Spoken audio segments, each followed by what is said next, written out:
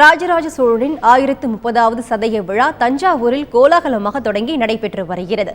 இன்றைய தினம் திருமறைகளை யானை மீது ஊர்வலமாக எடுத்து வரும் நிகழ்ச்சி சிறப்பாக நடந்தது.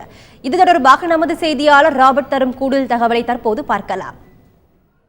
உலக புகழ்பெற்ற தஞ்சை பெரிய கோயிலை நிறுவிய மாமன்னன் ராஜராஜ சோழனின் 1030வது சதய விழா நிகழ்ச்சிகள் இன்று காலை தொடங்கி வெகு சிறப்பாக நடைபெற்று வருகின்றது. தில்லையில் செல்லெழுத்து கடந்த வேதங்களை ராஜராஜன் தனது சொந்த முயற்சியால் மீட்டு எடுத்து வந்தார். அந்த நிகழ்வை உலகுக்கு எடுத்து கூறும் வண்ணமாக இன்று அலங்கரிக்கப்பட்ட யானையின் மீது திருமுறைகள் எடுத்து வரப்பட்டு அந்த ஊர்வலமானது தஞ்சையின் 4 ராஜவீதிகள் வழியாக சென்றது.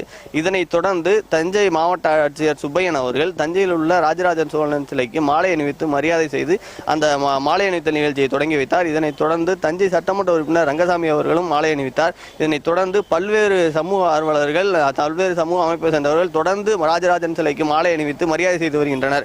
இந்த ராஜராஜ சோழனின் 1030ஆம் ஆண்டு சதய விழாவில் பங்கேற்க தஞ்சை மட்டுமல்லாது தமிழகத்தில் எங்கிருந்தும் பல்வேறு ஆயிரக்கணக்கான பொதுமக்கள் வருவார்கள் என எதிர்பார்க்கப்படுவதனால் தஞ்சை, நாகை, திருவாரூர் உட்பட்ட 3 மாவட்டங்களிலிருந்து 1000க்கும் மேற்பட்ட போலீசார் பாதுகாப்பு பணியில் ஈடுபடுத்தப்பட்டு வருகின்றனர்.